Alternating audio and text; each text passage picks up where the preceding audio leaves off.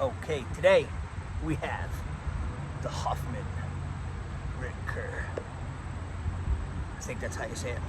But it's a full tang knife. The sheath, decent enough. It holds it, no problem when it has the metal pieces on it. I had taken them off years ago. It was such a heavy knife. If you can see, this knife is quite thick. I just did a video on the cold steel Bushman. And you can see a comparison there. This thing is just quite a bit thicker.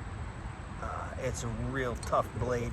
They call it the unbreakable knife. I put paracord on this one also. It literally took off, I don't even know, like at least half a pound. It was just a crazy amount.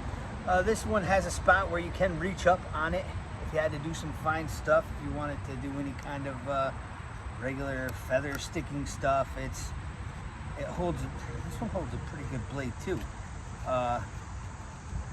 at all the curls on the ground. Well, you can make curls all day for your fire, no problem. It'll definitely work. This is called the unbreakable blade. That's what they call it. So I always, and this wood is stupid hard. So, you know, you do a lot of that, stuff that would mess up a lot of cheaper tips.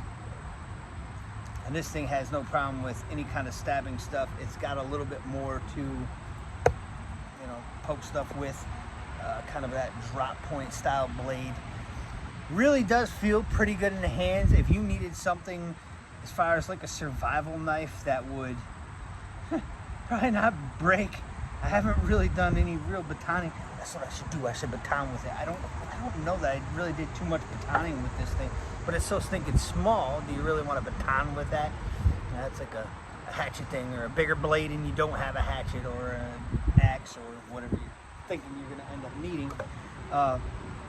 But solid, no problems whatsoever. You could pummel with the back end of this if you had to for anything. It wouldn't be, it would dent even this stuff. You probably won't be able to see that too much on there, but yeah, if you had to baton with this, we can move this back just a touch. Sorry, get on something. Let me try, I'm sure this will do just fine. It's just not the biggest, that's for sure. There's something to hit that thing with.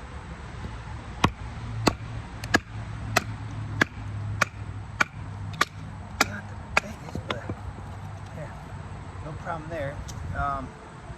So you can see I've never done that before.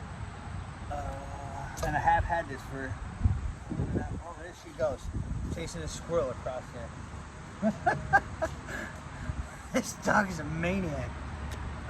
But yeah, it will do any of the feather sticking stuff. You need to notch with it.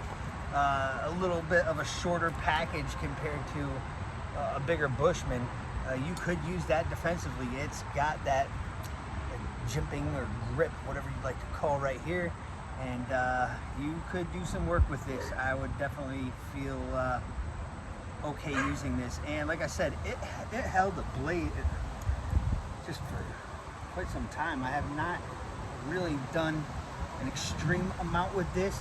I did in a video on the main channel. If you'll check out Always Survive, I've got a video of this thing where I was stabbing it into a tree and bending it completely sideways. I mean, looked like it was just gonna bend and snap, and this thing is just still no problem, nice, clean.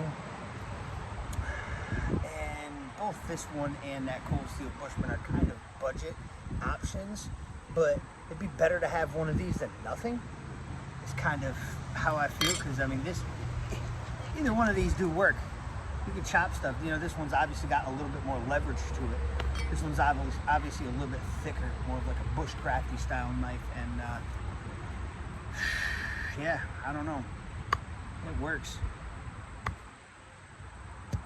No problem. So yeah, let me know what you think on that thing.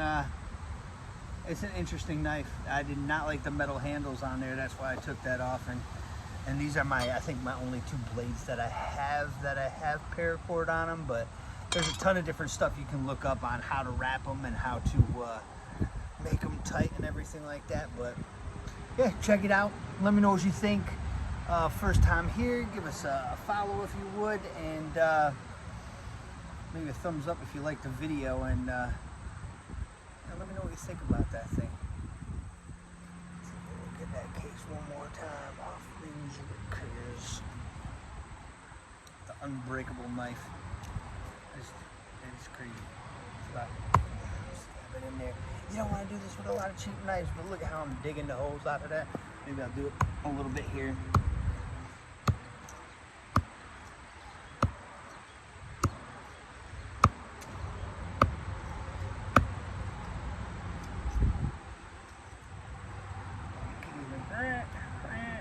Clean that out a little bit. No problem. Stab it in there, bend it, turn it. Everything's still nice and straight. Yeah, so that thing's kind of a workhorse.